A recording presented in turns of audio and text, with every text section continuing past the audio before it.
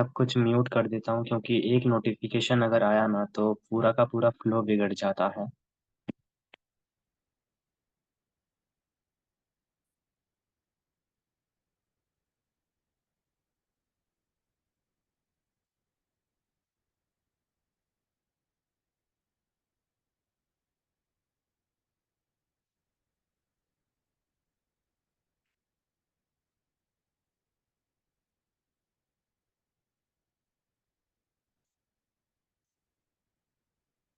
Okay.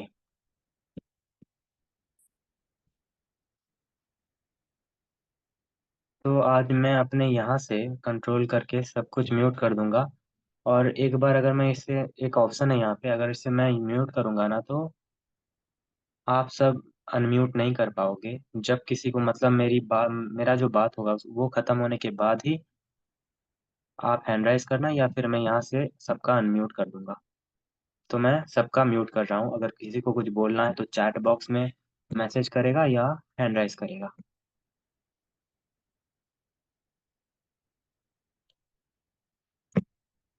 तो थोड़ा ये कंफ्यूजन हो गया है कि जो प्रश्न उपनिषद है वो बहुत बड़ा है, लेकिन हमें उतनी मतलब उतने डीपली भी डिस्कस नहीं करना उसको। लाइक आज मैं बहुत पीसफुल महसूस कर रहा हूँ, तो बहुत ही शांत स्वभाव के साथ ही हर एक चीज को मतलब बोलूंगा। तो सेल्फ इंक्वायरी को लेकर मतलब जो था ना, हमने रमन महर्षि के ऊपर बात की थी। उसके बाद कौन सा उपनिषद था वो? केन उपनिषद। केन उपनिषद को मतलब जिन लोगों ने मतलब उस सेशन को मिस कर दिया ना, वो लोग, आप वो रिकॉर्डिंग रिकॉर्डिंग जो है मैंने भेजा है, उसको देख लेना एक बार। बहुत अच्छा मतलब, क्या ही बोले उसको, बहुत अच्छा सेशन था वो। तो कुछ मतलब कुछ बेसिक्स या शॉर्ट मतलब एक बहुत ही संक्षिप्त तरीके से मैं इसको एक्सप्लेन करूंगा पहले। जो प्रश्न उपनिषद है ये भी हमारे मतलब जो आत्मनिरीक्षण के ऊपर है ना, इसी के बारे में ही है। तो अगर इसको मैंने कुछ नोट्स बनाए हैं, इसको मतलब मैंने शॉर्ट बना दिया है इसको। पहला प्रश्न जो है, ये जीवों की उत्पत्ति का स्रोत क्या है, ये पूछता है। प्रश्न उपनिषद मतलब क्या, मतलब क्वेश्चन, जो सवाल है, इसके बारे में डिस्कस किया गया है। अगर हम आत्मनिरीक्षण या सेल्फ इंक्वायरी की बात कर रहे हैं ना, तो प्रश्न उपनिषद के बिना ये बिल्कुल अधूरा जैसा लगेगा, क्योंकि प्रश्न उपनिषद ने सवाल प्रकट किए हैं ब्रह्म को लेकर, नेचर ऑफ रियलिटी को लेकर, कॉन्शियसनेस को लेकर, उसके बाद जीवन ऊर्जा को लेकर, पदार्थ, रई कहा गया है उसको, पदार्थ को मतलब रई कहा गया है हमारे प्रश्न उपनिषद में। और चेतना को यहाँ पर प्राण कहा गया है। आप जानते हो कि हर एक चीज को मतलब हर एक चीज का एक्सप्लेनेशन और हर एक शब्द अलग अलग होता है। तो प्रश्न उपनिषद में भी इसके वाक्य, इसके शब्द मतलब सब कुछ अलग अलग है। और उसके बाद जो सूर्य और चंद्रमा का मतलब एक मेटाफोर लिया गया है इसमें, बहुत ही मतलब एक डीप मेटाफोर है वो। हम पूरे डिटेल में नहीं जाएंगे, अगर डिटेल में जाएंगे ना तो पाँच पाँच छः दिन लग जाएंगे प्रश्न उपनिषद को। जैसा निशान ने बोला था कि ये बहुत लंबा है, लेकिन मुझे पता था ये लंबा है, इसीलिए मैं इसको शॉर्टली एक्सप्लेन मतलब सुबह ही लिख रहा था इसको, प्रश्न उपनिषद को, कि कैसे आप लोगों को संक्षिप्त रूप से इसको इसका वर्णन करूंगा। तो यहाँ पे मैंने लिखा है,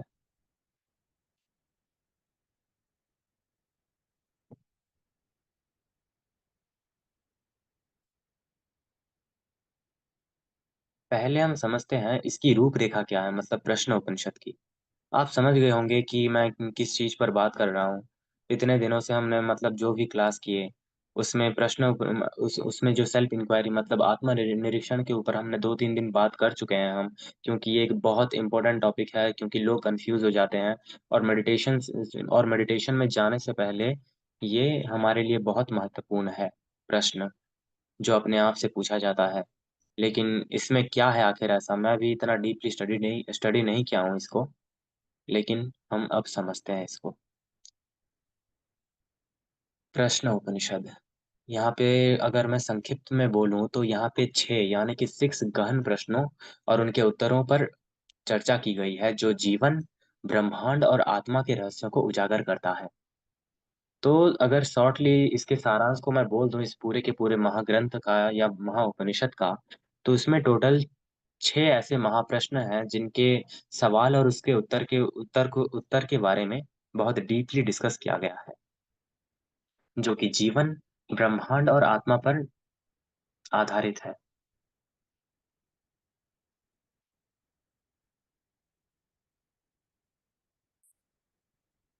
तो इसमें हमें क्या सीखने को मिलेगा इस प्रश्न उपनिषद में? जीवन के गहन प्रश्नों पर विचार करना, प्रत्येक प्रश्न के उत्तर से आध्यात्मिक ज्ञान और आत्मा की समझ प्राप्त करना, और आखिर में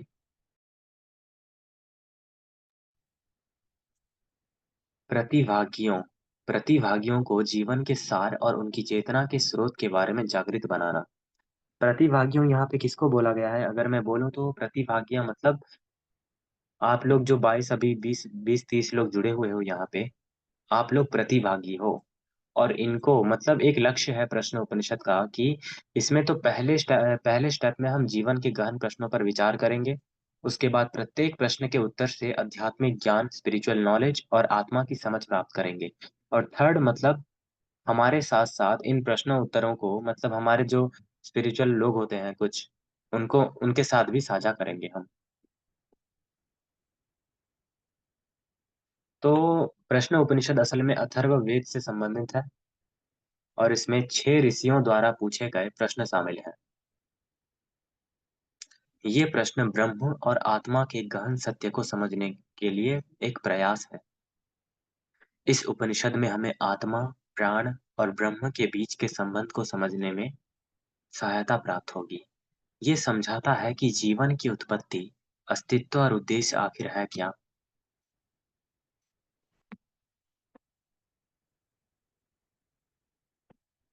तो एक-एक करके इस 6 प्रश्नों को हम मतलब डेप्थ में समझते हैं कि ये 6 प्रश्न आखिर हैं क्या? तो पहले से हम शुरुआत करेंगे इसको।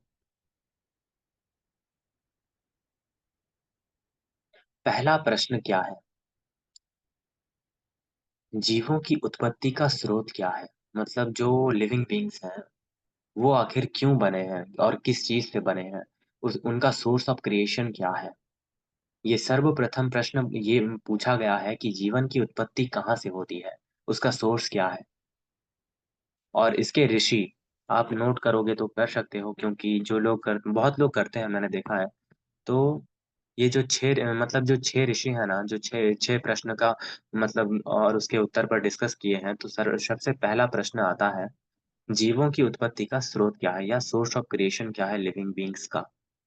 ऋषि पिपलाद, एक ऋषि थे पिपलाद, इसका उत्तर 2 सिद्धांतों रई यानी कि पदार्थ और प्राण यानी कि आत्मा या चेतना के समागम में देते हैं।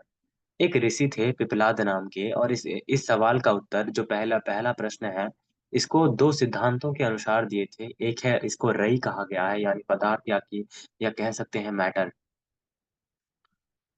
ये पहले में आप देख सकते हो पहले ही मैटर यानी पदार्थ का मतलब वर्णन कर दिया गया था अथर्ववेद के मतलब जो प्रश्न उपनिषद है इसमें।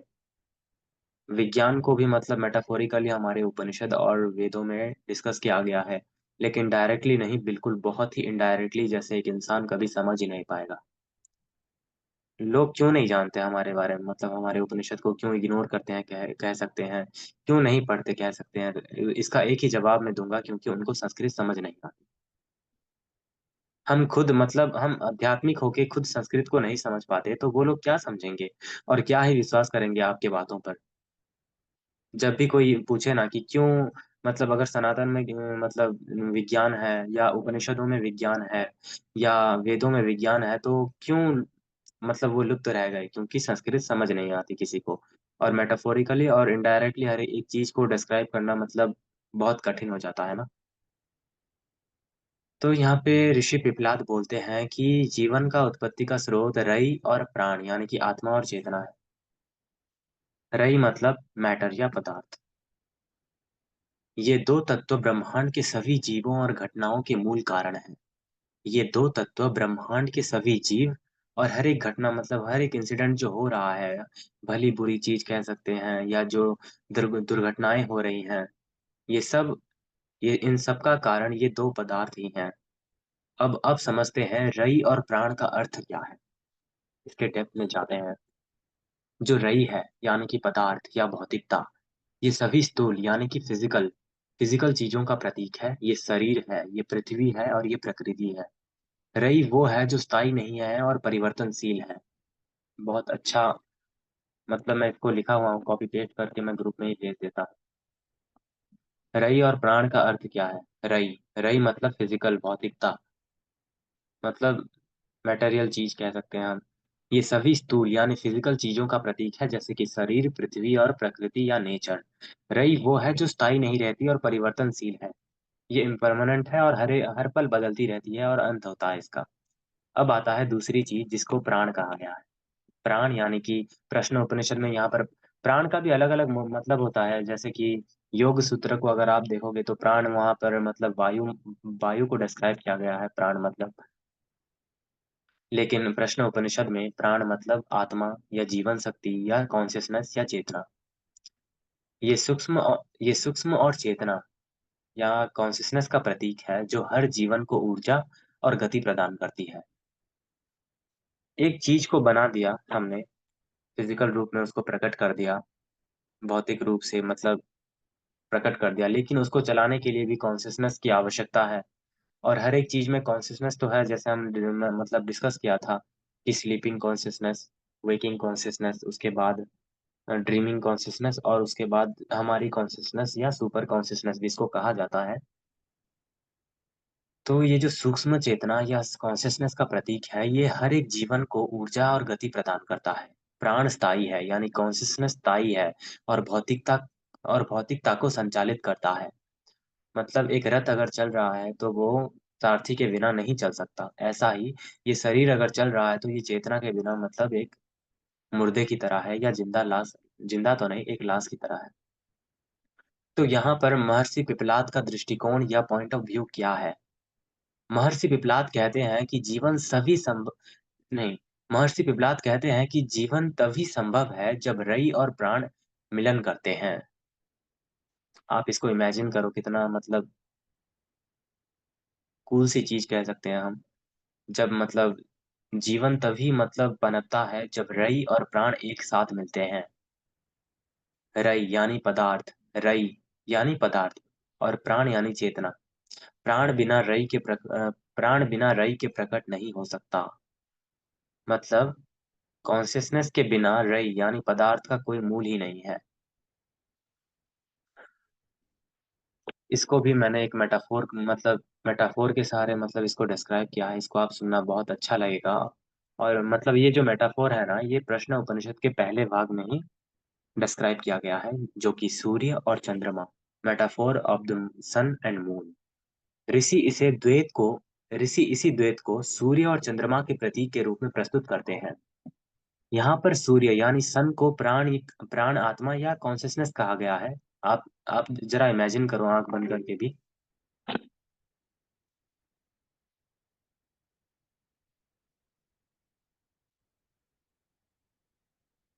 हाँ, तो जो सूर्य है, इसको यहाँ पे कॉन्शियसनेस कहा गया है। सूर्य ज्ञान सूर्य ज्ञान, चेतना और आध्यात्मिक ऊर्जा का प्रतीक है। इसका उदय ज्ञान और आत्म साक्षात्कार की ओर प्रगति प्रगति करता है। ये जीवन को गति और ऊर्जा प्रदान प्रदान करता है। जैसे सूर्य पृथ्वी पर प्रकाश डालता है और जीवन को पोषित करता है, वैसे ही प्राण शरीर और मन को जीवंत बनाता है। यहाँ पर सूर्य को मतलब कॉन्शियसनेस कहा गया है। और चंद्रमा को रई या भौतिक पदार्थ कहा गया है। चंद्रमा भौतिकता, परिवर्तन और अस्थायित्व का प्रतीक है। ये हमारी बाहरी दुनिया और इंद्रियों के अनुभव को दर्शाता है। चंद्रमा ठंडी या शीतलता और शांति का नेचर को डिस्क्राइब करता है। लेकिन उसका प्रकाश स्थायी नहीं है, क्योंकि ये वो सूर्य के प्रकाश पर निर्भर रहता है। इसको समझे आप। चंद्रमा की तरह शरीर और भौतिक चीजें अस्थायी हैं और आत्मा प्राण के बिना निष्क्रिय है। मतलब उस वक्त भी मतलब ऋषि पिपलाद कितनी कितनी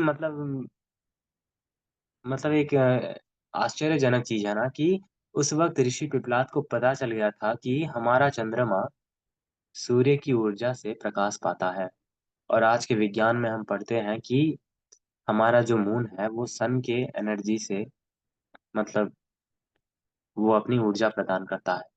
लेकिन यहाँ पर आखिर क्यों ऋषि पिपलाद ने सूर्य और चंद्रमा का एक बहुत अच्छा मेटाफोर डिस्क्राइब किया है कॉन्शियसनेस और हमारा जो पदार्थ है उसको एक्सप्लेन करने के लिए।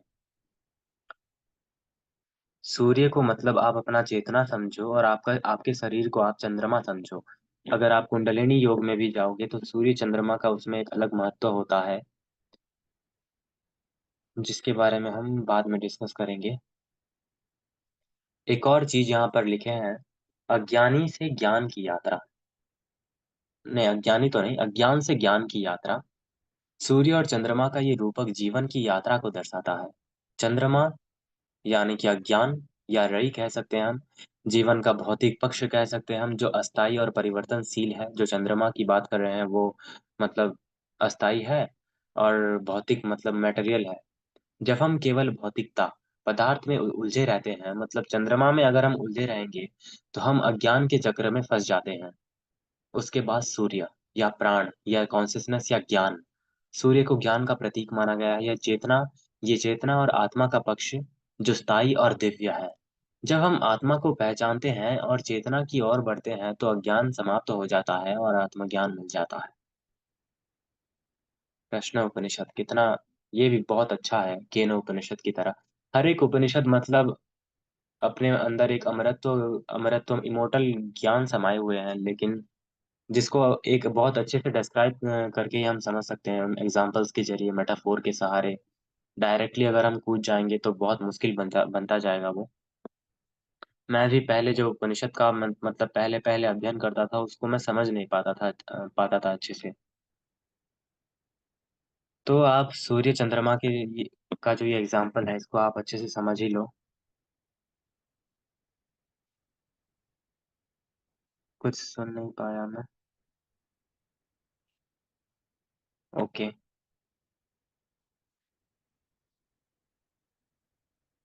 निशांत आप रिकॉर्डिंग देख लेना, आप समझ जाओगे। मैं फिर से अगर इसको एक्सप्लेन करूंगा बिगिनिंग से तो लेट हो सकता है। आपने कहाँ तक छोड़ा मुझे भी ये भी नहीं पता ना। तो हमने अज्ञान अज्ञान से ज्ञान की यात्रा की ओर बात की, जो मतलब सूर्य से चंद्रमा से सूर्य की ओर जो यात्रा है इसकी बात की है। मतलब जो पिपलाद थे ऋषि। एक व्यावहारिक उदाहरण अगर दूं तो जीवन का अनुभव, हम केवल भौतिक सुखों पर ध्यान केंद्रित करते हैं, इसे रई कहा जाएगा, मटेरियल कहा जाएगा, तो हम इस अस्थायी खुशी को अनुभव करते हैं। लेकिन जब हम प्राण ऊर्जा या आत्मा की ओर मुड़ते हैं तो हमें स्थायी शांति मिलती है। ऐसा लिखे हैं ऋषि पिपलाद अपने पहले प्रश्न और उसके उत्तर में। और एक चीज और लिखे हैं कि योग का अभ्यास, योग और ध्यान योग और ध्यान रई और प्राण को संतुलित करने का माध्यम है। शरीर रई का स्वस्थ है और शांत करने के बाद हम प्राण की ओर ध्यान केंद्रित कर सकते हैं। मतलब योग एक ऐसी चीज है जिसको मतलब ऋषि पिपलाद ने बोला है कि योग के जरिए, योग केवल मतलब बॉडी को फ्लेक्सिबल बनाने के लिए नहीं किया जाना चाहिए, क्योंकि योग मतलब यूनियन होता है, इसका असल मतलब मिलन होता है परमात्मा के साथ। जब पहले तो योग हमारे शरीर को मतलब स्टिल करता है कह सकते हैं, मतलब बैलेंस में रखता है। शरीर बैलेंस होने के बाद योग हमारे मतलब आत्मा की ओर बढ़ता है। उसके बाद चेतना में प्रवेश करता है। उसके बाद हम धीरे धीरे करके जब हम योग अभ्यास करते जाते हैं ध्यान के साथ, योग और ध्यान जब मिलते हैं ना तो चमत्कार होते हैं। बिल्कुल, बहुत मतलब मैं जब योगा क्लास ज्वाइन किया था तो एक अलग ही ऊर्जा मतलब महसूस करता था मैं पहले। ओके, तो ये पहला प्रश्न था जिसको मैंने बहुत अच्छे से मतलब शॉर्टली एक्सप्लेन कर दिया कहूँगा, क्योंकि ये बहुत बड़ा है। जब आप पढ़ोगे इसको, इतने सारे श्लोक मौजूद हैं। मैं 1 मिनट में पानी पी लेता हूँ थोड़ा।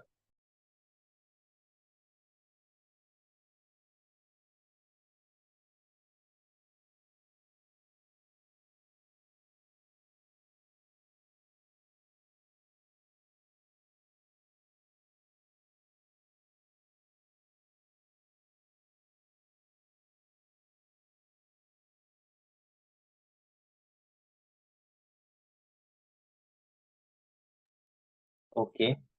तो पहले प्रश्न को और उसके उत्तर को समझ गए होंगे आप, जो ऋषि पिपलाद ने बोला था। आई फेल्ट दैट ऊर्जा ड्यूरिंग एवरी आसन। बिल्कुल। हर एक आसन और प्राणायाम, प्राणायाम को कैसे भूल सकते हैं, जो प्राण वायु और ऊर्जा पर केंद्रित होता है।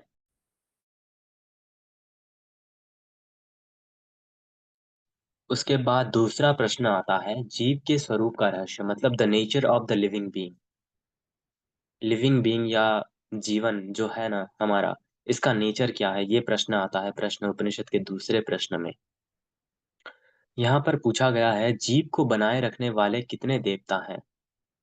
यहाँ पर वो असली सवाल ये है कि जीव को बनाए रखने वाले कितने देवता हैं।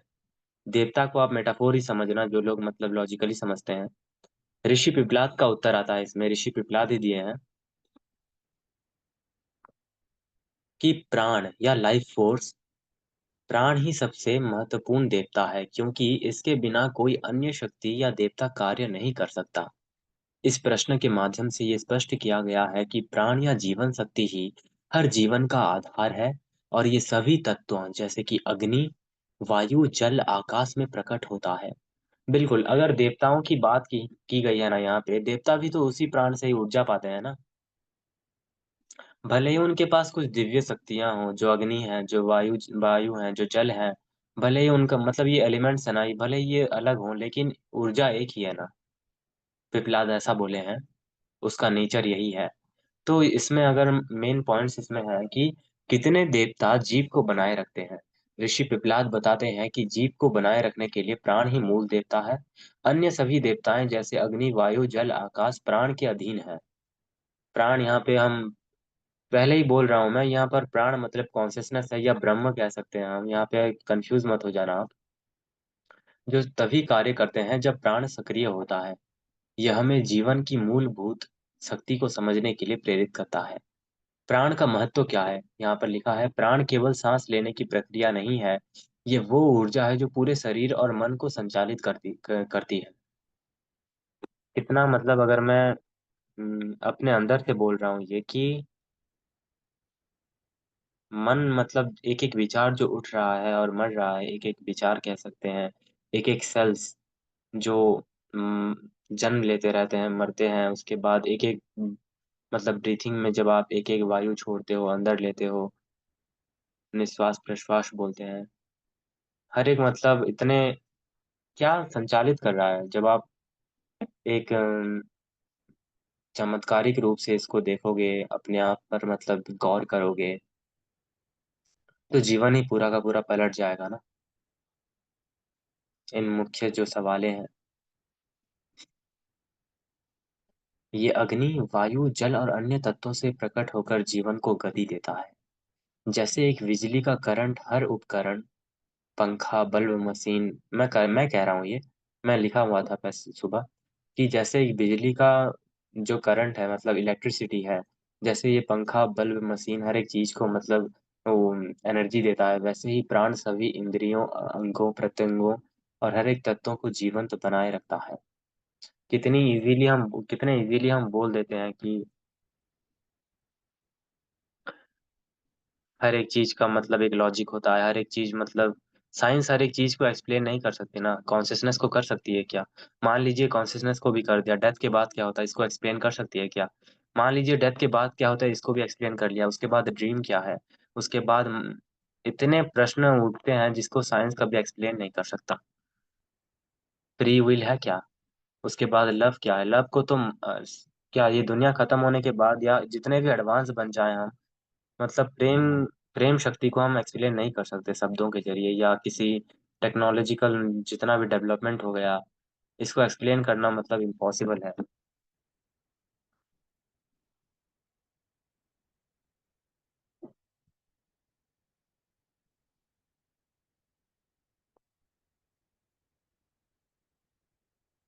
उसके बाद आता है प्राण और देवताओं के बीच संबंध, मतलब यहाँ पे देवता मतलब जो एलिमेंट्स है ना, उस पर बात की गई है ऋषि पिपलाद ने। मतलब जैसे वो जो अग्नि, वायु, उनका मतलब कनेक्शन क्या है, जो पंच तत्व है ना, अग्नि या फायर पाचन शक्ति और ऊर्जा का स्रोत है। ये भी उतना ही मतलब डिटेल में बोले हैं।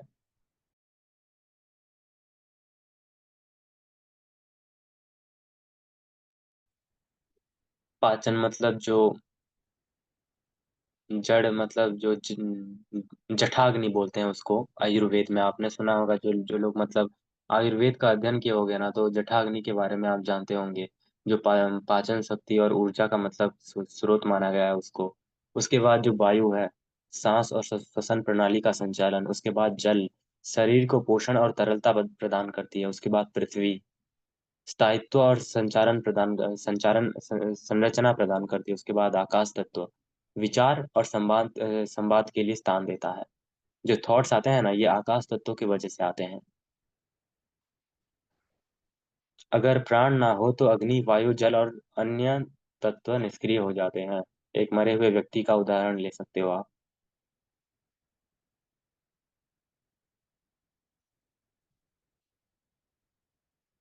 इसे ऐसे समझें कि एक राजा अपने राज्य में सभी कार्यों को संचालन करता है। प्राण प्राण राजा के समान है। जो कॉन्शियसनेस या ऊर्जा है, वो राजा के समान है। और अन्य देवता, उसके मंत्री, उसके सैनिक उनके आदेशों के अनुसार काम करते हैं। उसी तरह आप समझ सकते हो, आकाश तत्व बढ़ जाए तो आकाश तत्व, क्या आपका मतलब थिंकिंग एबिलिटी, आपका जो सोचने की प्रक्रिया, वो बहुत इंक्रीज हो जाएगा ना।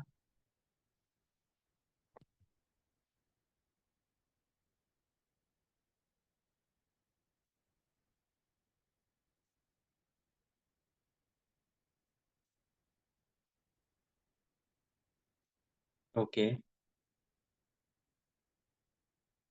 उसके बाद आता है जीवन का अंत संबंध। ये दूसरा ही सवाल है, उसमें ही हम लटके हुए हैं। क्योंकि ये बहुत मतलब डिटेल में एक्सप्लेन किया है ना, तो इसका भी मतलब शॉर्टली एक्सप्लेन करना भी बहुत पॉइंट्स बनाता है।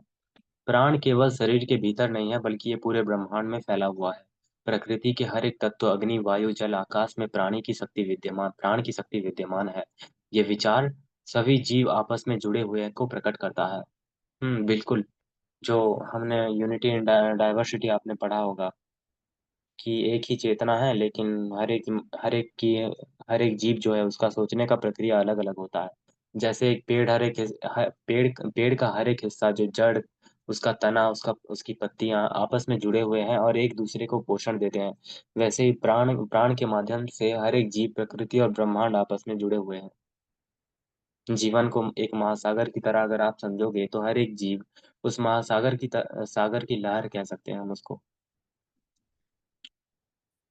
उसके बाद, क्या कनेक्शन है प्राण और ब्रह्मांड के बीच, यूनिवर्स और कॉन्शियसनेस के बीच? आखिर ऐसा क्या कनेक्शन है?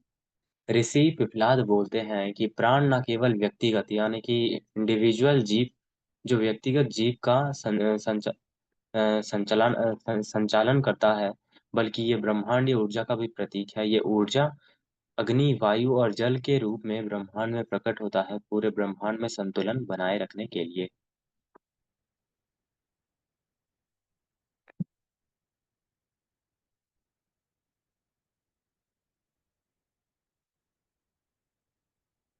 उदाहरण के लिए, मतलब एक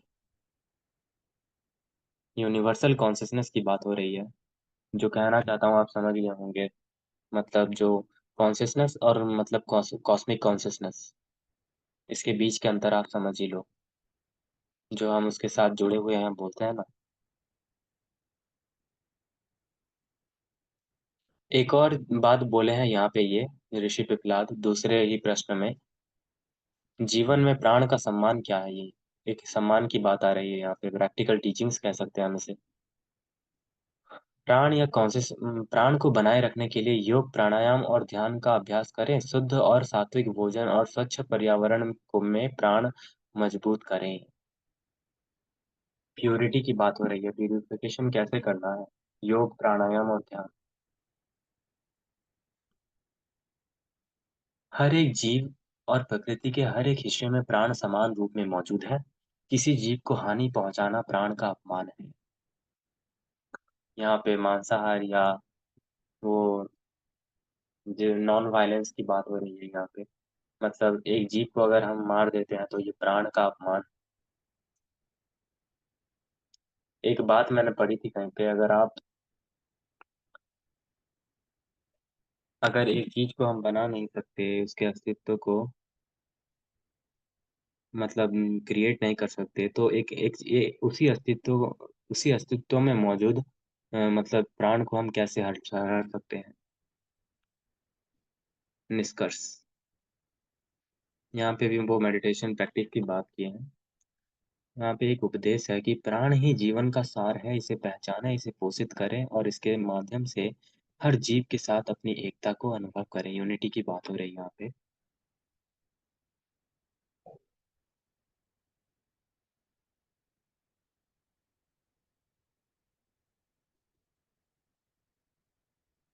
तो एक और, ये दूसरा सवाल गया।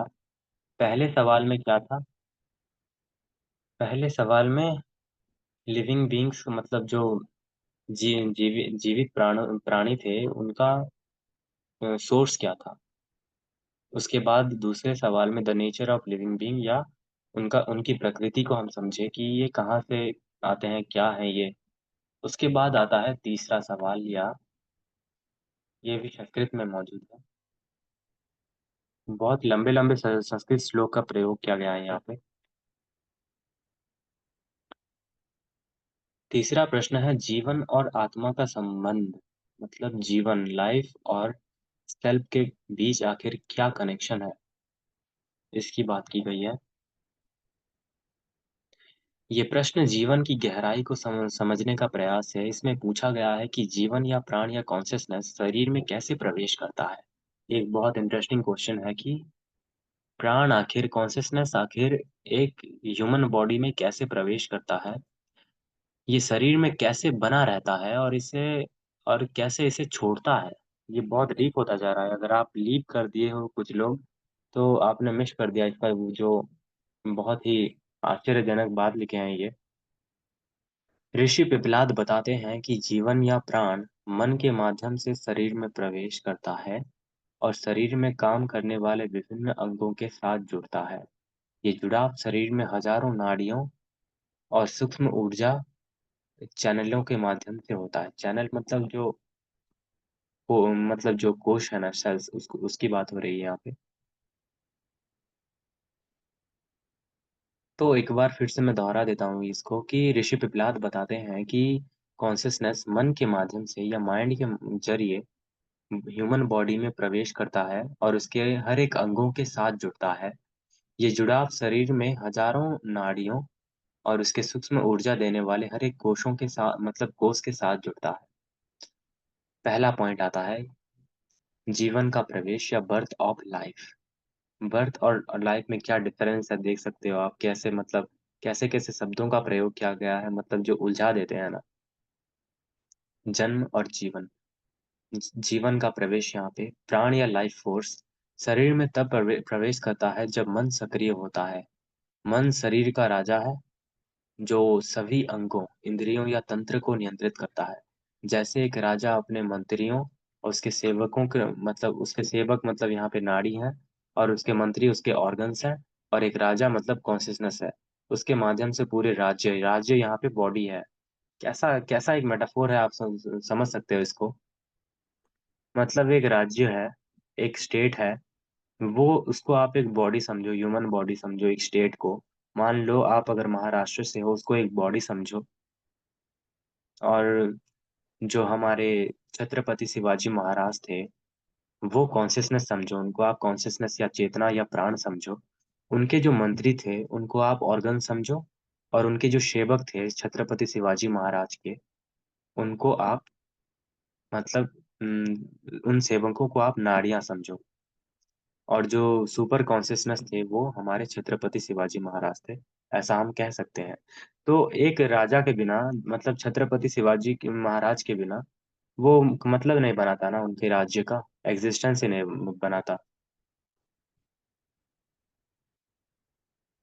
तो प्रश्न में इसकी, मतलब तीसरे सवाल के पहले पॉइंट में इसकी चर्चा की गई है कि जीवन का प्रवेश आखिर कैसे होता है। तो अब आता है जीवन का पोषण। पोषण मतलब जो कैसे, मतलब उसको पोषण किया जाता है, मतलब पालन पोषण बोलते हैं ना। जीवन का पोषण शरीर शरीर में नाड़ियों के जाल के माध्यम से होता है। यहाँ पे ऋषि पिपलाद बोल रहे हैं, जीवन का पोषण शरीर में नाड़ियों के जाल के माध्यम से होता है। इन नाड़ियों के माध्यम से प्राण ऊर्जा पूरे शरीर में प्रवाहित होती है, जिससे शरीर के अंग और इंद्रियां कार्य करते हैं, जिससे शरीर के अंग और इंद्रियां कार्य करते हैं। नाड़ियों का ये जाल शरीर और आत्मा के बीच का फूल है। फूल यानी फ्लावर। यहाँ पे नाड़ियों का ये जाल शरीर और आत्मा के बीच एक फूल है। इसको थोड़ा टाइम देते हैं, मैं थोड़ा सोचता हूँ। इसको एक एग्जाम्पल अगर आ रहा है माइंड में,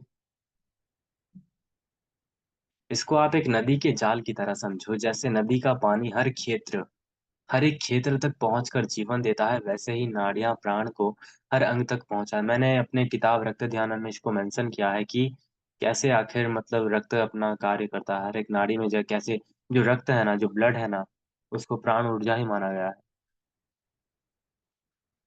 वैसे ही नाड़ियां प्राण को अंग तक पहुंचाती हैं, जो जीवन को बनाए रखती है। उसके बाद आता है थर्ड पॉइंट जो यहाँ पे डिस्कस किए हैं, जीवन का प्रस्थान, यानी कि मृत्यु की बात की गई है यहाँ पे।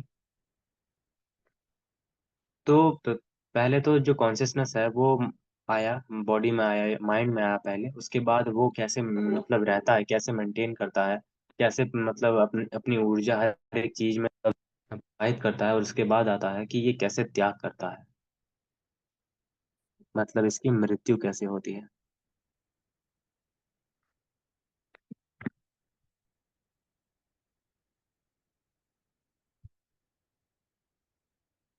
जब प्राण शरीर छोड़ता है तो मन के साथ साथ नाड़ियां भी निष्क्रिय हो जाती हैं।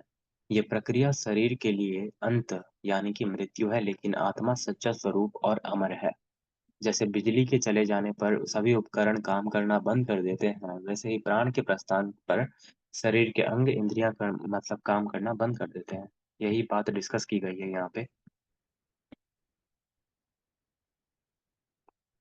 और एक बात यहाँ पे वो बोले हैं जो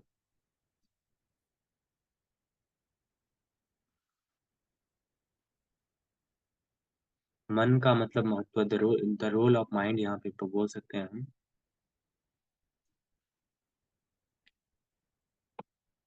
मन यहाँ पे राजा की तरह है। ऋषि पिपलाद मन को राजा मानते हैं, जो शरीर यानी राज्य को चलाने के लिए सभी अंगों और इंद्रियों मंत्री के रूप में नियंत्रण करता है। मन और आत्मा का संबंध यहाँ पे भी बोले हैं, जो सिमिलरली एग्जांपल्स हैं यहाँ पे। मन को एक रथ की तरह समझो। ये ऐसे ही मेटाफोर्स हैं जो आपने भगवत गीता में भी सुने ही होंगे। इस पर हम ज्यादा चर्चा नहीं करेंगे क्योंकि आप इसे जानते होंगे।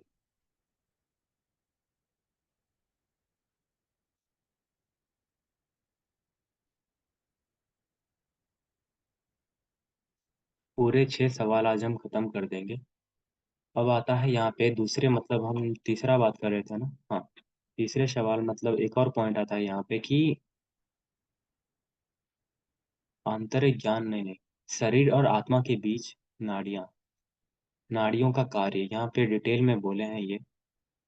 ऋषि बताते हैं कि शरीर में हजारों नाड़ियों, सूक्ष्म ऊर्जा चैनल्स बोलते हैं इसको, जो प्राण और शरीर के बीच ऊर्जा का प्रवाह बनाए रखते हैं। ये नाड़ियां शरीर और आत्मा के बीच का संवाद का माध्यम है।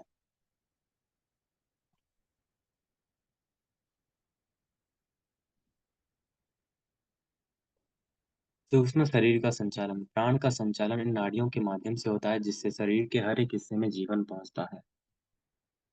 एक एग्जाम्पल ही दे देता हूँ मैं इस पॉइंट का, कि एक विशाल शहर है जो एक बिजली के नेटवर्क में कनेक्ट रहता है। अगर नेटवर्क मतलब रुकावट आ जाता है तो उसकी गतिविधियां रुक जाती हैं।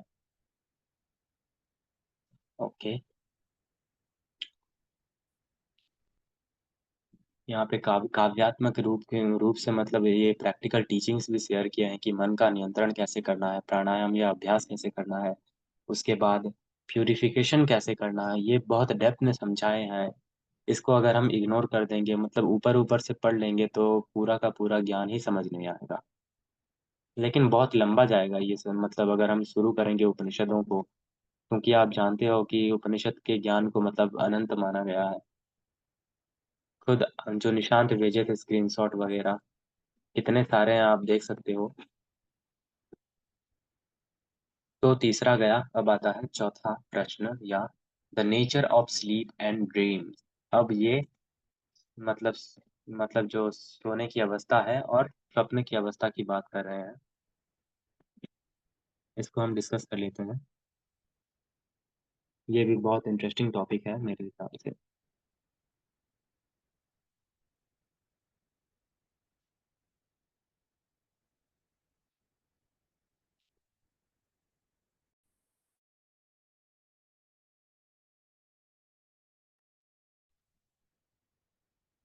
The nature of sleep and dreams.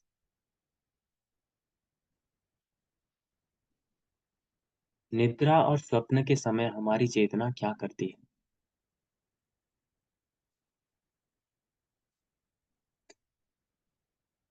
किसी को ए नेगेटिव ब्लड चाहिए, मेरे को मैसेज किए थे। एक सेकेंड।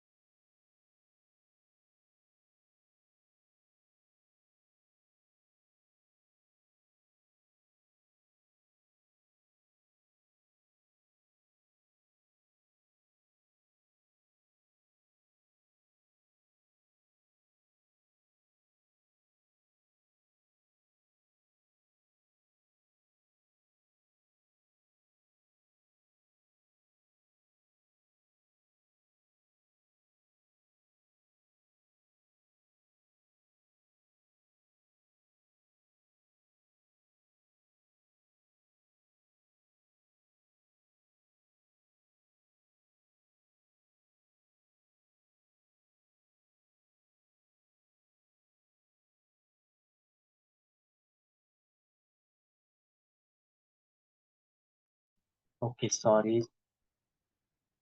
मतलब एक दोस्त ने मैसेज किया था ना कि एक दोस्त को मतलब किसी को ए नेगेटिव ब्लड चाहिए था, तो मैं मैसेज कर दे रहा था। कोई सीरियस प्रॉब्लम होगा? ओके, तो निद्रा और स्वप्न, इसका स्वरूप क्या है, मतलब the nature of sleep and dreams. निद्रा और स्वप्न के समय हमारी चेतना क्या कर, इसमें प्रश्न पूछा गया है पिपलाद से। जो चौथा सवाल है इसका, ऋषि पिपलाद बताते हैं कि निद्रा के दौरान इंद्रियां जैसे आंख, कान आदि मन में लीन हो जाती हैं और विश्राम करती हैं। हालांकि प्राण जीवन शक्ति सोता नहीं। यहाँ पे आप सब कॉन्शियस माइंड की मतलब उसका भी एग्जाम्पल ले सकते हो। या मैंने कहीं पर पढ़ा था एक चीज, एक सेकेंड।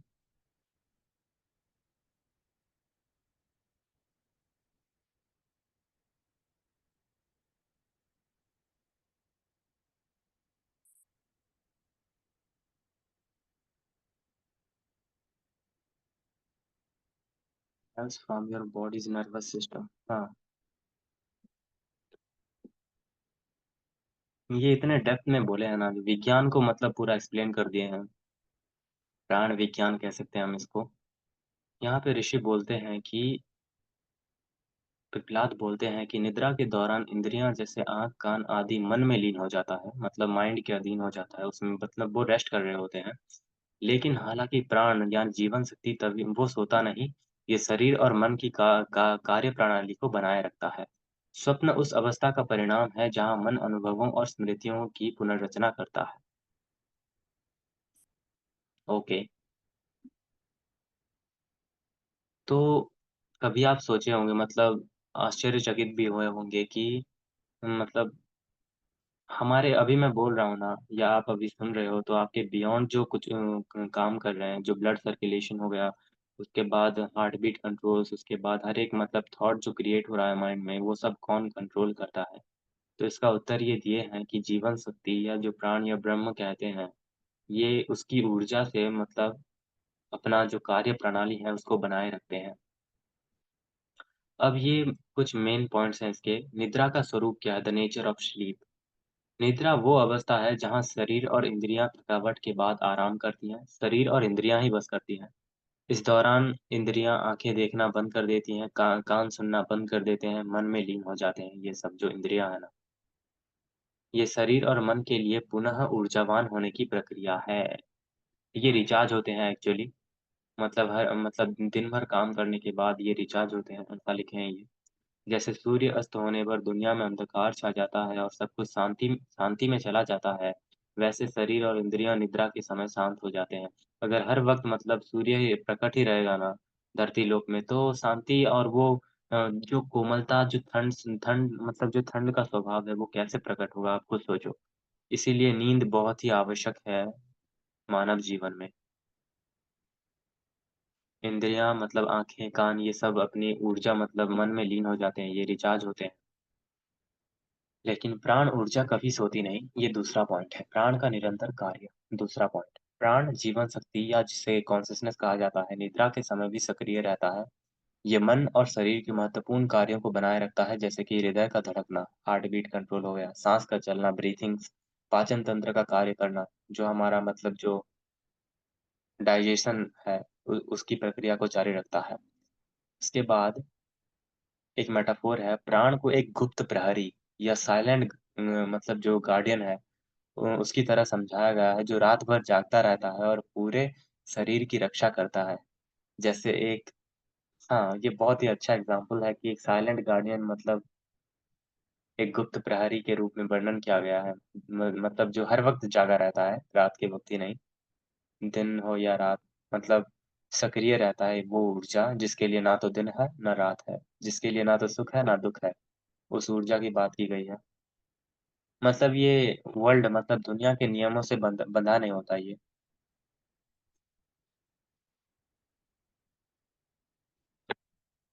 उसके बाद आता है स्वप्न का स्वरूप या द नेचर ऑफ ड्रीम्स। अब आता है ड्रीम्स क्या है। ड्रीम्स, स्वप्न वो अवस्था है जहां मन जागृत इंद्रियों से मुक्त होकर अनुभवों और स्मृतियों को पुनः जीता है।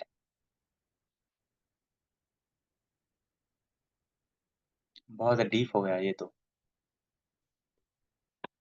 स्वप्न वो अवस्था है जहां मन जागृत इंद्रियों से मुक्त होकर अनुभवों और स्मृतियों को पुनः जीता है। इससे एक ख्याल आया, एक डरावना सा कह सकते हैं।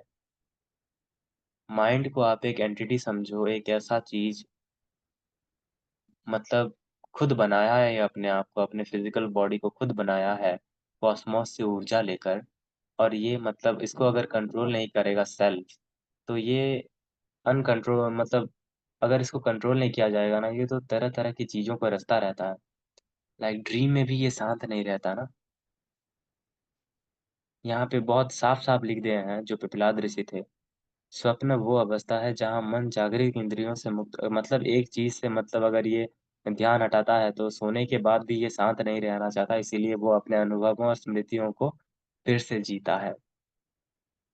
ये सुनकर मतलब गूज़बम्स आ गए। माइंड के नेचर को मतलब मैं भी इतना नहीं समझा था पहले। स्वप्न के दौरान मन अतीत के अनुभवों को दोबारा अनुभव करता है। स्वप्न के दौरान क्या होता है, मन अतीत के अनुभवों को दोबारा अनुभव करता है, लेकिन एक अलग रूप से। इसीलिए हमें हमारा मतलब ड्रीम्स इलॉजिकल होते हैं ना, मतलब कब क्या किसको कौन दिख जाए, या कहाँ हम चले जाए ऐसे जगह जहाँ हम कभी गए ही ना हो। या आप अगर आप सब मतलब समानांतर ब्रह्मांड पर अगर यकीन करते हो, जो पैरेलल यूनिवर्स है, उसको अगर आप यकीन करते हो, तो ऐसा भी कुछ कनेक्शन हो सकता है। लेकिन यहाँ पे वो लिखे हैं, ये इच्छाओं, डर और अवचेतन मन की गहराइयों को प्रकट करता है। इच्छाएं मतलब डिजायर्स, डर फियर, और सबकॉन्शियस माइंड का जो डेप्थ है ना, उसी चीज को प्रकट करता है। डर देखना मतलब एक मेटाफोर है। स्वप्न को एक दर्पण की तरह समझो जो मन के भीतर की छवियों को बाहर दिखाता है। ये वो स्थान है जहाँ मन अपनी रचनात्मक और स्मृतियों को स्वतंत्र रूप से अभिव्यक्त करता है या मैनिफेस्ट करता है। जैसे कोई कलाकार अपनी कल्पनाओं को एक कैनवास के रूप में मतलब प्रकट करता है ना, वैसा मन स्वप्न को अपनी कल्पनाओं और विचारों से देखता है। हम सोचते हैं कि माइंड को कैसे स्थिर करें, ये कैसे साइलेंट करें। ये अगर माइंड ये स्वप्न में भी मतलब चंचल रहना चाहता है, तो आप इसे कैसे शांत कर सकते हो? एक एक तरीके से अगर मैं कहूँ तो माइंड अपने आप को मतलब एक अलग अलग स्टेट में ले जाता है मतलब स्लीप के बाद, ऐसा कह सकते हैं हम क्योंकि लोग बोलते हैं कि सोने के बाद मन भी सो जाता है। लेकिन अगर आप डेप्थ में सोचोगे ना तो आप भी ये फ़ील करोगे कि सोने के बाद मन नहीं सोता, मन बस अपने आप को किसी और चीज़ में और एक स्टेट में ले जाता है। ड्रीमिंग स्टेट बोलते हैं हम इसे। मन की सक्रियता। यहाँ पे लिखे हैं अभी अभी जो मैंने बोला ना, इसमें अभी लिख दिए हैं ये। निद्रा और स्वप्न के दौरान मन पूरी तरह शांत नहीं रहता। ये पिछले अनुभवों, विचारों और भावनाओं के माध्यम से सक्रिय रहता है। मन की ये निरंतर सक्रियता दिखाती है कि हमारे आंतरिक संसार या इनर रियलिटी का हमारे बाहरी अनुभवों पर गहरा प्रभाव पड़ता है। जो हम देखते हैं ना ड्रीम्स में, अगर मैं बोलूँ तो ड्रीम्स में जो हम देखते हैं, वो हमारे सबकॉन्शियसली जो हम फ़ील करते हैं, जो थॉट्स होते हैं सबकॉन्शियस हमारे, जो चीज़ हमारे अंदर फ़िट की गई है, हर एक प्लेज़र, हर एक मतलब घटना, हर एक इंसिडेंट जो है, उसको मतलब माइंड अलग अलग स्टेट में फ़ील करता है उसको। बहुत ही अच्छी चीज़ आज हमने पढ़ी रात के वक़्त, क्योंकि अगर आप आज जो भी सोने जाओगे अभी रात में, आप इसको थोड़ा मतलब फ़ील करना अंदर से। निद्रा और स्वप्न का महत्व, इसका क्या मतलब महत्व है? सभी सुन रहे हो ना? या बहुत लोग अनमाइंड हो? चैट बॉक्स में यस लिखो अगर आप लोग सुन रहे हो तो।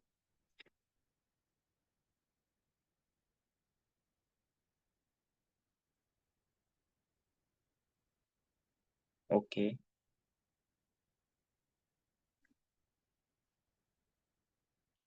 Thank you. तो अब हम बात करते हैं निद्रा और स्वप्न का महत्व, इसका क्या मतलब इम्पोर्टेंस है जिसको मतलब ऋषि पिपलाद ने बोला। शरीर और मन का पुनर्निर्माण। निद्रा निद्रा निद्रा शरीर और मन को नई ऊर्जा प्रदान करती है, ये तो हम कॉमन है, ये हम जानते ही हैं। ये थके हुए इंद्रियों और अंगों को फिर से क्रियाशील बनाती है। और दूसरा पॉइंट ये है स्वप्न के माध्यम से संदेश, ये मैसेज थ्रू द ड्रीम। स्वप्न स्वप्न मन की गहराइयों से आने वाला संदेश होता है।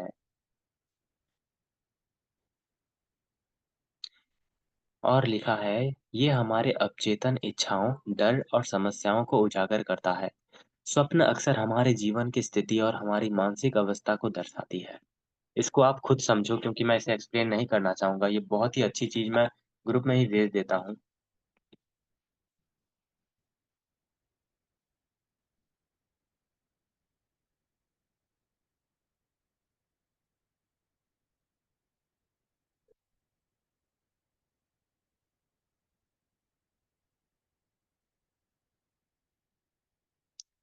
स्वप्न मन की गहराई से आने वाला संदेश होता है, एक मैसेज होता है हमारे रियलिटी के लिए।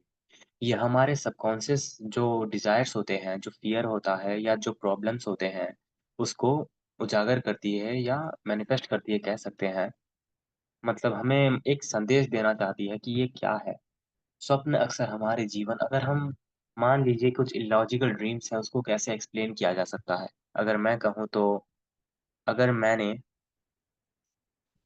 अगर मैंने सपने में भूत देख लिया, उसका क्या लॉजिक बनता है? क्योंकि रियलिटी में तो वो फ़िज़िकल एंटिटी जो घोस्ट होते हैं, वो एक्ज़िस्ट नहीं करते ना। हाँ, होते होंगे अगर होते होंगे तो वो किसी और डायमेंशन में एक्ज़िस्ट करते होंगे जो कुछ सेकंड्स के लिए या हमारे आँखों के सामने दृष्टिगोचर भी हो सकते हैं। इन रियलिटी अगर मैं ड्रीम में भूत देखूँ तो क्या मतलब बनता है इसका? हमने बचपन से ही एक धारणा बना लिया है कि भूत डरावने होते हैं और हमें इनसे डरना चाहिए।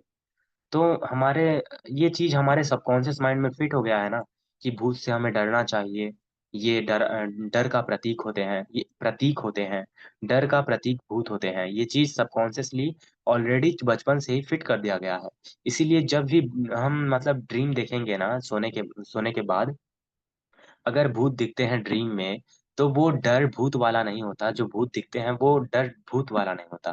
इन रियलिटी आप किसी और चीज़ से जो रियलिटी में आप डर रहे हो, या ऑफ़िस, अगर आप ऑफ़िस जाते हो, काम करते हो और उस काम आपको पसंद नहीं, आप बॉस से डरते हो, वो डर भूत के रूप में आपके ड्रीम में प्रकट होता है। इसको एक्सप्लेन किया गया है, ये एक मैसेज होता है। उम्मीद करता हूँ आप इसको समझ गए होंगे। ओके, अब आता है, ये हमारे सबकॉन्शियस डिज़ायर्स, फ़ियर और मतलब जो समस्या होते हैं, प्रॉब्लम्स होते हैं, उसके साथ जुड़े होते हैं। ये जो मैसेज होते हैं ड्रीम में। आज भी कल भी मैंने एक ड्रीम देखा था, मुझे थोड़ा-थोड़ा याद रह जाता है। ज़्यादातर तो याद नहीं रहते ड्रीम्स ना। मतलब एक बस में था मैं और रात हो रहा था, मतलब एक माउंटेन था, हिमालय जैसा। चाँद को भी देखा, मतलब फुल मून था ना, पूर्णिमा, उसको भी देख रहा था मैं। उसका क्या मतलब बनता है, इसको सुबह ही मैं मतलब जब जागता हूँ तो डिकोड करने की चेष्टा करता हूँ, लेकिन बहुत मतलब समय व्यर्थ हो जाता है, इसीलिए मैं इग्नोर कर देता हूँ इसको। पहली बात जो मैं कल ड्रीम देखा, जो बस में अकेला था, अंधेरा था चारों ओर और मैंने पूर्णिमा मतलब चाँद देखा था। पहली बात, पूर्णिमा या चाँद अगर आप देखते हो कभी भी ड्रीम में, तो वो शीतलता का प्रतीक है, शांत स्वभाव का प्रतीक है, स्पिरिचुअलिटी या अध्यात्म का प्रतीक है। ड्रीम हमें मैसेज भी कुछ देते हैं। हाँ, बिल्कुल ऑफ़ कोर्स देते हैं ना। मतलब ऐसे नहीं, आप एस्ट्रोलॉजिकली ये मत समझो कि ड्रीम का मतलब एक एस्ट्रोलॉजिकल मीनिंग होगा या भविष्य में एक घटना आएगा, नहीं। इन रियलिटी आप अपने आप को मतलब समझते हो ड्रीम में। मतलब जो डर होता है वो प्रकट होता है, अपने आप को याद दिलाते हो, ऐसा कह सकते हैं। तो मैं बोल रहा था कि जो मैं कल सपना देखा ना, जो चाँद था, अगर आप भी देखते हो चाँद, तो वो मैं कहूँगा वो शीतलता का प्रतीक है, अध्यात्म का प्रतीक है, कोमलता का प्रतीक है। वो बस में जो अकेला मैं ट्रैवल कर रहा था एक रास्ते पर, इसको मैं अपनी आध्यात्मिक यात्रा बोल सकता हूँ। बस में अकेला था, रात का समय था और मैंने हिमालय देखा और हिमालय के ऊपर एक चाँद देखा। इसका क्या मतलब बनता है, आप खुद सोचो। एक बस है जो गति कर रहा है और उस बस में मैं अकेला बैठा हूँ, रात हो रहा है और मैं हिमालय की ओर मतलब यात्रा कर रहा हूँ, तो आध्यात्मिक यात्रा ही हुआ ना ये। मतलब एक बस जो मुझे चाँद तक लेके जा रहा है। चाँद जो अध्यात्म का प्रतीक है और जो शांति का प्रतीक है ना।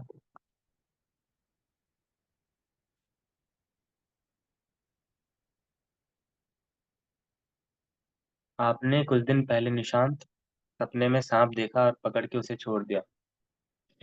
कुछ स्नेक्स भी होते हैं ना, मतलब हमारे स्पिरिचुअलिटी से रिलेटेड, कुंडलिनी योग से रिलेटेड होते हैं। ऐसा हो सकता है कि आप मैं अगर कहूँ, इसको एक्सप्लेन करूँ जो मैं समझा अभी, जो आपने सांप पकड़ा और छोड़ दिया, ऐसा हो सकता है कि आप अपने कुंडलिनी ऊर्जा को मतलब पकड़े, उसे कंट्रोल नहीं कर पाए या पकड़ नहीं पाए उसकी शक्ति को और उसके बाद उसे छोड़ दिया, ऐसा हो सकता है ये। सांप कुंडलिनी के साथ ही जुड़े होते हैं, बिल्कुल। ओके, तो इसको अगर हम समझेंगे तो घंटों घंटे बीत जाएँगे। हम अभी 4th क्वेश्चन में थे ना, चौथा प्रश्न, वो खत्म हुआ अभी, जो ड्रीम और स्लीप के रिलेटेड था।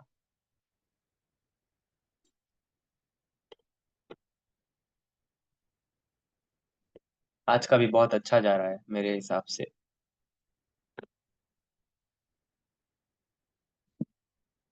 मैंने कुछ मिस तो नहीं किया 4th क्वेश्चन का। अब 5th में आता है, मेडिटेशन का महत्व क्या है? ध्यान का महत्व इसमें बोला गया है और इसमें ओम का भी ज़िक्र मिलता है।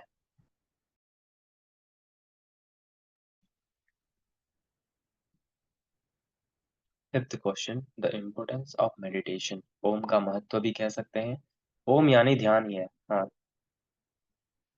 ओम का महत्व, ध्यान का महत्व। इसके मीनिंग को तो आप जानते ही होंगे, लेकिन मैं फिर से डिटेल में पहले से ही बोल देता हूँ इसको। इस प्रश्न में ध्यान ध्यान की महत्ता को समझाया गया है, विशेष रूप से ओम के अभ्यास पर ध्यान केंद्रित किया गया है। ऋषि पिपलाद बताते हैं, ओम केवल एक ध्वनि नहीं है, बल्कि ये संपूर्ण ब्रह्मांड, आत्मा और अस्तित्व का प्रतीक है। ओम के 3 अक्षर अ, उ और म और उनकी विभिन्न अवस्थाओं पर ध्यान लगाने से अलग-अलग स्तर की आध्यात्मिक समझ और अंततः मुक्ति या लिबरेशन प्राप्त होती है। बहुत अच्छा वाक्य था ये। 5वां सवाल था हमारे प्रश्न उपनिषद का। ओम का अर्थ, द मीनिंग ऑफ ओम।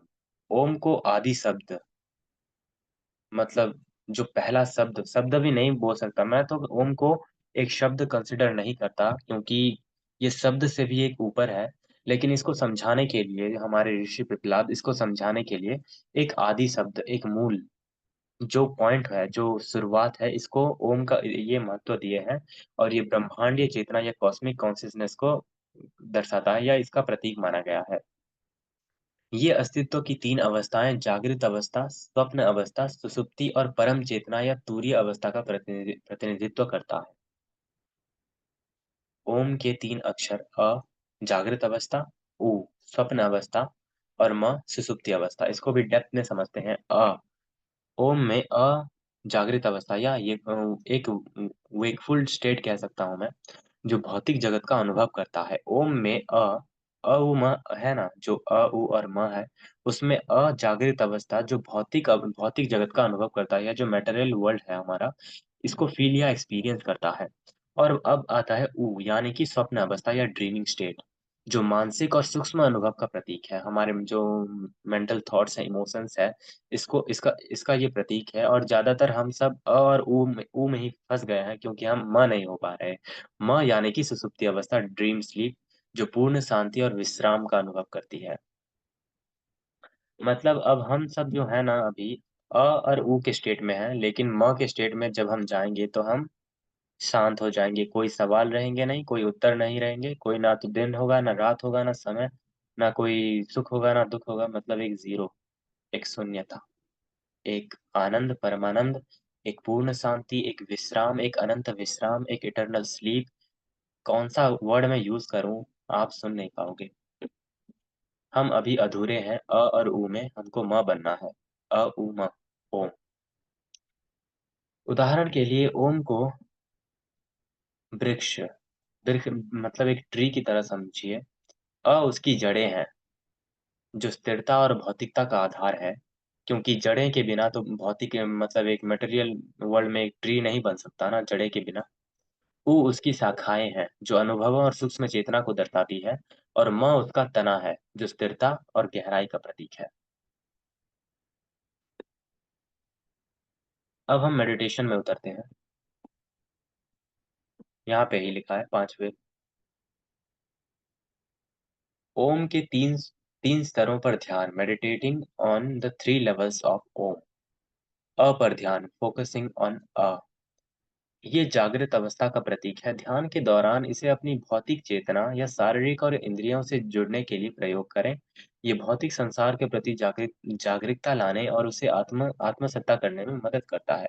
जैसे सुबह जैसे सुबह सूर्य का उदय हमें दिन की नई शुरुआत के लिए तैयार करता है ना, वैसे ही हमें जागरूकता और सक्रियता का अनुभव करवाता है। जब ओम में जो है ना, वो उसमें हमें अवेयरनेस लाना है मेडिटेशन के पहले स्टेट में। मैं बोला बोला था ना कि अवेयरनेस पहले ज़रूरी है मेडिटेशन में जाने से पहले। जो लोग पहले डुबकी मार देते हैं मेडिटेशन में, उसके बाद बोलते हैं कि मुझे कुछ फ़ील नहीं होता। मेरा कुछ इम्प्रूव मतलब जो इम्प्रूवमेंट्स होता है ना, वो नहीं होता। इन रियलिटी अवेयरनेस के बिना कुछ भी पॉसिबल नहीं। अब आता है ऊपर ध्यान, फोकसिंग ऑन ऊ। ये स्वप्न अवस्था का प्रतीक है। ये मानसिक अनुभवों, कल्पनाओं और अवचेतन से जुड़ा होता है। ये सबकॉन्शियसली जुड़ा होता है। इस पर ध्यान करने से व्यक्ति अपने भीतर की गहराई और सूक्ष्म चेतना को समझ पाता है। इस लाइन पर आप फ़ोकस करो। इस पर ध्यान करने से व्यक्ति अपने भीतर की गहराई और सूक्ष्म चेतना उसको समझता है। ऊ को उड़ते हुए पक्षी की तरह आप समझ सकते हो, जो भौतिक जगत के उससे ऊपर उठकर सूक्ष्म जगत या उसमें प्रवेश कर जाता है। म पर ध्यान। म या सुषुप्ति अवस्था। इस पर ध्यान करने से व्यक्ति पूर्ण शांति, स्थिरता और कॉस्मिक कॉन्शसनेस या ब्रह्मांडीय चेतना का अनुभव करता है।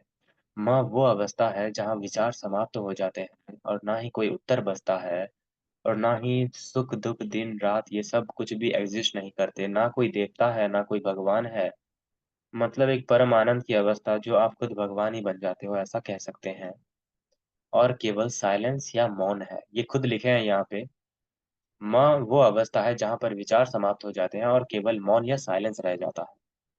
माँ को महासागर की गहराई की तरह समझें जहाँ सतह की लहरें शांत हो जाती हैं और केवल स्थिरता और पूर्णता का अनुभव होता है। भले ही महासागर के ऊपर कितनी ही लहरें उठती हों, ऊपर बादल कितने ही बरसते हों, लेकिन इन रियलिटी जब आप ओशन के डेप्थ में जाओगे, हर एक चीज़ मतलब डार्कनेस और एक मतलब स्थिरता में डूबी होती है। उसी तरह माँ की अवस्था में भी एक व्यक्ति अनुभव करता है। इन रियलिटी अगर मैं कहूँ ना, तो एक व्यक्ति जब इस माँ की अवस्था को भी प्राप्त कर लेगा, तो वो कब मरेगा उसको पता ही नहीं चलेगा। पॉइंट है ना इस बात का? अगर वो खुद साइलेंस और ज़ीरो बन चुका होगा, तो वो कैसे अपने मौत को मतलब जान पाएगा कि मैं अब मरा, कब मरा, कि मर रहा हूँ, इसको भी फ़ील नहीं कर पाएगा वो।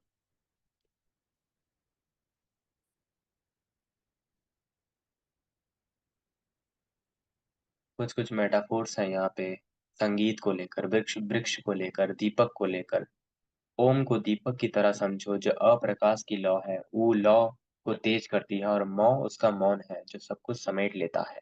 जो सारे के सारे अंधकार को जैसे दीपक समेट लेता है, म भी उसको समेट लेता है और उसके बाद कुछ नहीं बचता। संगीत की तरह अगर हम समझें तो उसकी शुरुआत है, उ उसका मध्य है और म उसका समापन है। या मौन का उसका अर्थ मतलब संगीत मतलब जब चलता है, उसके बाद उसका मध्यम गीत भी आता है, लेकिन संगीत खत्म होने के बाद जो इटर्नल साइलेंस रह जाता है, उसका प्रतीक है मौन या सुषुप्ति अवस्था। इसको अगर आप नोट बना रहे हो ओम का, ये बहुत अच्छी बात होगी आपके लिए। अगर नहीं बनाए हो तो मैं भेज दूँगा अगर आप कहो तो। यहाँ पर वो ध्यान अभ्यास के को लेकर भी लिखे हुए हैं। अपनी सांसों पर ध्यान दें, गहरी सांसें लें और ओम का उच्चारण करें। हर अक्षर उ और म पर ध्यान केंद्रित करें। ओम के बाद के मौन का अनुभव करें। जो ओम कहता हूँ ना मैं, उसके बाद जो म के बाद जो साइलेंस होगा, उसका अनुभव करने की बात कहें ये। बहुत अच्छा लगा ये, लेकिन अभी भी एक लास्ट बचा है, 6th प्रश्न मतलब जो आखिरी सवाल है, इमॉर्टैलिटी ऑफ द सेल्फ। यहाँ पर अब अमरत्व की बात आ रही है। ओके, ओम का डिटेल मैं भेज देता हूँ। पहले ये भेज देता हूँ।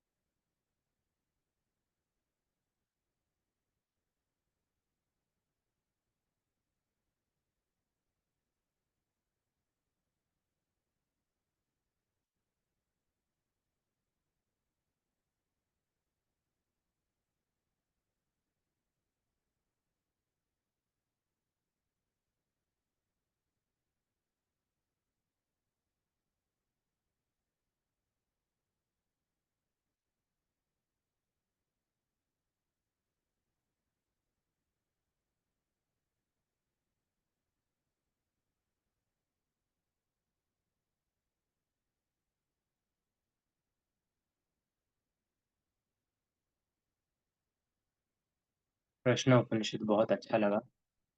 अब हम इसके आखिरी सवाल या the immortality of the self या फिर अमरत्व की बात करेंगे अब हम। लेकिन ये रियलिटी में ये पूरा का पूरा प्रश्न उपनिषद नहीं कहूँगा मैं इसको, क्योंकि हमने बस इसके बेसिक को मतलब ऊपर-ऊपर से ही पढ़ लिया कहूँगा मैं। इसकी कमेंट्री को आप पढ़ोगे तो दिन बीत जाएँगे और उसके बाद पता नहीं चलेगा, मतलब बहुत समय जाएगा इस पर। कुछ कहानियों से हमें गुज़री मतलब एक कविता है यहाँ पे।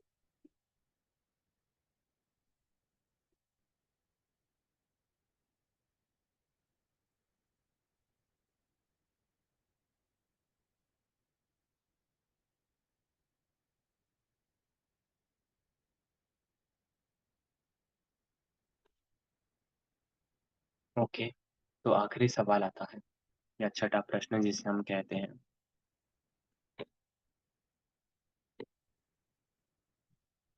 आत्मा की अमरता या इमॉर्टैलिटी ऑफ द सेल। छठे और अंतिम प्रश्न में आत्मा की अमरता पर चर्चा की गई है। इसमें ये समझाया गया है कि मनुष्य, सृष्टिकर्ता या जो क्रिएटर प्रजापति यहाँ पे मतलब उनका मतलब जब जब आप प्रश्नोपनिषद को पढ़ोगे ना तो पहले ये स्टोरी लिखे हैं जो प्रजापति मतलब जो है ना हमारे जो माइथोलॉजिकल स्टोरीज लिखे हैं जो शिव को, उसके बाद सती, उसके बाद ये सब इसके साथ मिलाकर लिखा गया है सब कुछ। तो यहाँ लिखा है कि इसमें ये समझाया गया है कि मनुष्य सृष्टिकर्ता प्रजापति की छवि में रचा गया है और उसमें 16 भाग, 16 पार्ट्स हैं, के माध्यम से दिव्यता का निवास है। ये और डीप होगा, हम इस पर बात करेंगे अभी, थोड़ा लंबा जा सकता है। ऋषि पिपलाद बताते हैं कि आत्मा या जो चेतना है शाश्वत और अविनाशी है, जबकि शरीर और मन जैसे अन्य पहलू नश्वर और परिवर्तनशील हैं। ये प्रश्न आत्मा और ब्रह्म जो यहाँ पे लिखे हैं ना कि हर एक चीज मतलब नश्वर और परिवर्तनशील है, मन भी नश्वर है, लेकिन जो रियल प्रेम है ना, जो अल्टीमेट रियलिटी है ना, जो लव है ना, वो मरता ही नहीं ना। वो वननेस मतलब जो एकाकार मतलब यूनिटी का प्रतीक है। ये प्रश्न आत्मा और ब्रह्म जो सर्वोच्च सत्य है या जो हायर ट्रुथ है, अल्टीमेट ट्रुथ कहते हैं, के संबंध को उजागर करता है और ये सिखाता है कि आत्मा की पहचान के माध्यम से दिव्यता को समझा जा सकता है। 16 भाग यहाँ पे हैं जो 16 पार्ट्स ऋषि पिपलाद ने बोला है आत्मा की दिव्यता को लेकर। ये 16 भाग जीवन के विभिन्न पहलुओं का प्रतीक हैं, जैसे मन, प्राण, इंद्रियां, पंच महाभूत, कर्म, चित्त, चित्त यानी कि कॉन्सियसनेस या और आदि। मतलब जो हमने बात की थी ना पहले, ये सभी मतलब 16 भाग हैं, जो मन, इंद्रियां, पंचभूत। उसके बाद इन भागों का उद्देश्य ये दिखाना है कि इंसान में ब्रह्मांडीय चेतना या कॉस्मिक कॉन्शियसनेस के अंश अंश मौजूद हैं। जब ये 16 भाग ब्रह्मांडीय स्रोत या ब्रह्म में विलीन हो जाता है तो आत्मा का अमर रूप प्रकट होता है। अगर उन 16 भाग को अगर हम डेप्थ में समझें तो ये 16 भाग, जो पहले मन आता है, प्राण आता है, श्रद्धा, पंच महाभूत, उसके बाद कर्मेंद्रियां, उसके बाद मतलब कुछ है ना, इंद्रिय, मन, बुद्धि, चित्त, अहंकार, कर्म, उसके उसके बाद पंच प्राण भी आता है उस 16 भाग में।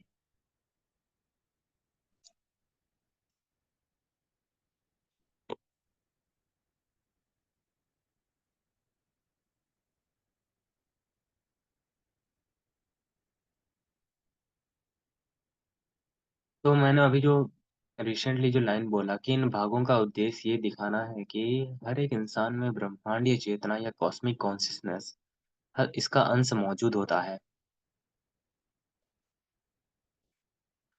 जब ये 16 भाग ब्रह्मांडीय चेतना के साथ विलीन हो जाते हैं तो आत्मा के अमर स्वरूप प्रकट करते हैं। यहाँ पे प्रजापति का क्या संबंध है आप सोच रहे होंगे। ऋषि पिपलाद कहते हैं कि मनुष्य प्रजापति या सृष्टिकर्ता की छवि छवि में बनाई गई है। इसका अर्थ है कि हर एक व्यक्ति में दिव्यता का मूलभूत या अंश है। प्रजापति जो सृजन का स्रोत है, न केवल जीवन देता है बल्कि आत्मा के शाश्वतता का स्रोत भी, मतलब उसका सिंबल कह सकते हैं हम। इंसान को जब आप मिट्टी के एक दीपक की तरह समझोगे ना, तो दीपक जो शरीर है मिट्टी से बना है, जो प्रकृति है जो प्रकृति का प्रतीक है, जो शरीर है हमारा नेचर है। लेकिन दीपक की लौ जो आत्मा है वो दिव्यता का प्रतीक है। ऐसा ही है, जो अलग अलग अंशों में बिखरे हुए हैं हम सब, लेकिन इन रियलिटी वो दीपक की लौ या जो कॉन्सियसनेस वो एक ही है। भले ही दीपक का आकार अलग हो, उसमें डाला गया तेल भी अलग क्यों ना हो, लेकिन इन रियलिटी जो दीपक का लौ होता है, जो अग्नि होती है वो एक ही होती है ना। थोड़ी ना अलग अलग प्रकार की अग्नि भी मौजूद है।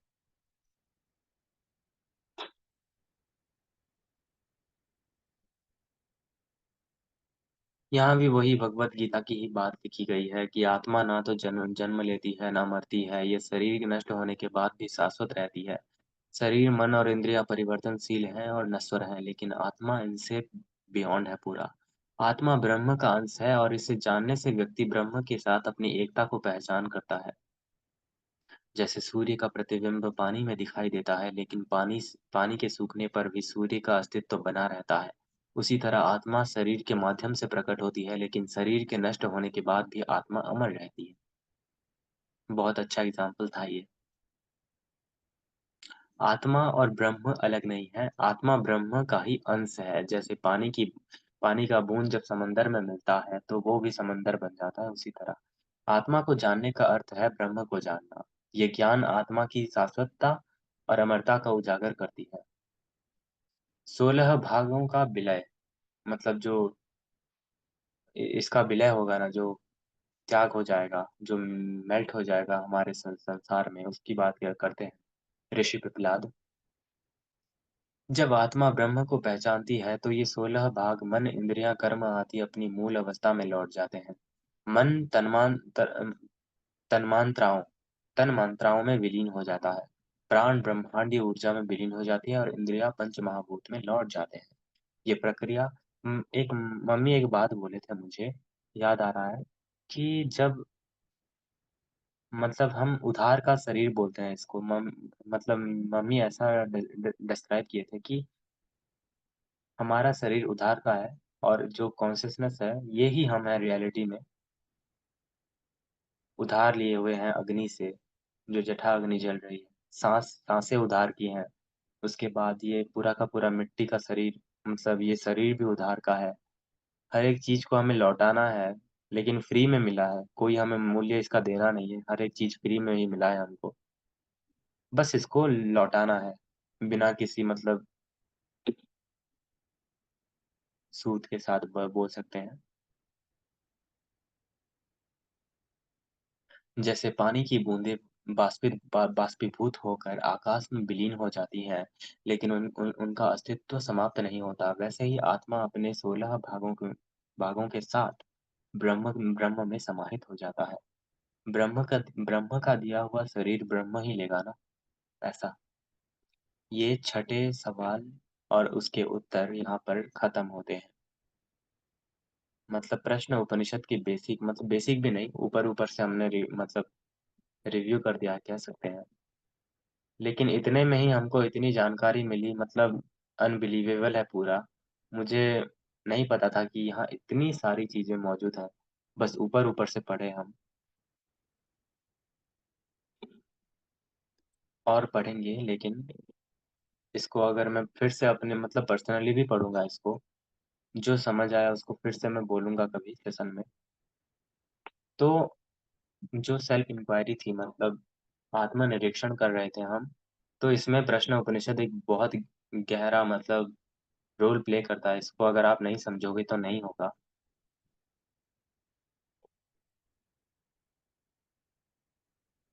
तो अब मैं, अगर आप कुछ पूछना चाहते हो या कुछ बताना चाहते हो तो हैंड राइज कर सकते हो आप।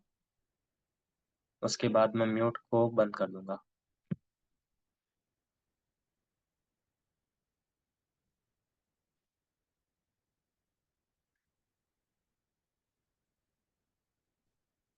हेलो निशांत, एक सेकंड में म्यूट को बंद कर देता हूँ। ओके, आप बोलो। हेलो सर, मैंने पता नहीं है थोड़ा एक मूवी से रिलेटेड है, इंसेप्शन। लेकिन ऐसे स्टडी भी बोलते हैं कि हम ड्रीम के थ्रू दूसरे डिमेंशन में ट्रैवल कर सकते हैं। ऐसा हो सकता है क्या? मतलब थोड़ा समझ नहीं आया। मतलब मतलब हम आप, ड्रीम हाँ हाँ, ड्रीम के बोलिए। थ्रू हम कोई दूसरे डिमेंशन में ट्रैवल कर सकते हैं। मतलब हम ड्रीम जो से पहले एस्ट्रल मेडिटेट करके सोए थे, ऐसा मतलब। एस्ट्रल ट्रेवल एस्ट्रल ट्रेवल की बात कर रहे हो ना आप? नहीं, आपने वो पता नहीं आपने वो मूवी देखी कि नहीं। मतलब वो एक मूवी है, उसमें वो बंदा मेडिटेट सोने से पहले मेडिटेट करता है और एक कोई तो गोली खाता है। फिर वो है ना एकदम ओ, डीप स्लीप में जाता है और फिर वो दूसरे डिमेंशन में, दूसरे के दिमाग में बेसिकली ट्रैवल करके उसकी से उनको बेसिकली वो दूसरे डिमेंशन में ट्रैवल करते हैं। जैसे हम्म। पॉसिबल है कि आपको लगता है लाइक पॉसिबल है? नहीं, और मुझे तो नहीं लगता ऐसा, क्योंकि ये नेचर के लॉ के बियॉन्ड है। अच्छा, मतलब ऐसा इसमें तो नहीं लिखा है ना लाइक कोई बुक्स वगैरह में कि जिनके थ्रू हम दूसरे डिमेंशन में ट्रैवल कर सकते हैं? नहीं नहीं, ऐसा नहीं लिखा। अगर लिखा भी अच्छा। होगा तो वो बाद में ऐड कर दिए होंगे। कुछ कुछ लोग होते हैं ना, छेड़छाड़ करते हैं उपनिषदों के साथ। हाँ वो तो है। ऐसे ऐसे ऐसे तो बहुत सारी उनके साथ छेड़छाड़ किया था। मनुस्मृति वगैरह के साथ भी बोलते छेड़छाड़ किया गया। हाँ। तो सर ये ओम का आप बोल रहे थे ना, ओम का आप वापिस थोड़ा एक्सप्लेन कर सकते हैं क्या मुझे? ओम का। जैसे, हाँ मतलब पहले का मतलब जागृत अवस्था रहती है। मतलब जब हम पे बोलते हैं तो वो हमें ये इमेजिन करना है, हो रहा है, होता है कि हम अवेयर है अपने आजू बाजू, राइट? तो वो इमेजिन बोलते। इमेजिन कर, आप अगर इसमें इमेजिन करने जाओगे तो ये ईगो के साथ कनेक्ट हो जाएगा ना। इसमें इमेजिन नहीं करना होता एक्चुअली आपको। अवेयरनेस के साथ मतलब फील करना होता है कि आप एक फिजिकल बॉडी हैं में। हाँ। और इनमें हम रिलैक्स हो जाते हैं बेसिकली। नहीं नहीं, अपने अपने मानसिक अनुभवों, जो विचार हैं, कल्पनाएं हैं, इसके साथ हमें जुड़ना होता है कि ये कैसे, कहाँ से उत्पन्न हो रही हैं, ये सब। हाँ। मतलब हमारे एक तरीके से कहूँ तो पूरे माइंड को समझना होता है ऊ में। और उसके बाद में कुछ करना नहीं होता। बस एक डीप फ्लो होता है जहाँ कुछ एग्जिस्ट नहीं करता। मतलब पूरा का अच्छा, पूरा एग्जिस्टेंस ही मतलब एक जितने भी परमानेंट है। जी बेसिकली जितने भी हाँ थॉट्स हैं हम ट्राई करके उसको एक्सेल कर दो, लेट गो फॉलो हाँ कर हाँ, ऐसा। ऐसा ऐसा। अच्छा समझ गया। अच्छा, ये मुझे पहले पता नहीं था यार, मतलब मैं ओम का इतना बार किया लेकिन ये तो पता ही नहीं था ऐसा भी वो करना होता है। हाँ। हम्म। और कोई है, कोई कुछ पूछना चाहता है तो।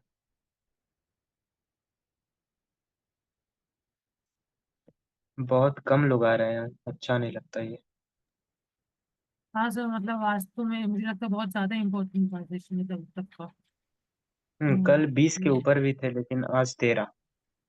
नहीं आप जिस दिन 13 थे। मतलब हम, नहीं नहीं, जिस दिन मतलब अच्छा सेशन जा रहा है उस दिन कोई आ ही नहीं रहा ऐसा। हाँ वो तो है। मैंने बोला भी था लाइक ग्रुप में कि इसमें सब मेडिटेशन के बारे में ही है। हाँ। मतलब ये पूरा मेडिटेशन के बारे में फिर पता नहीं आएंगे।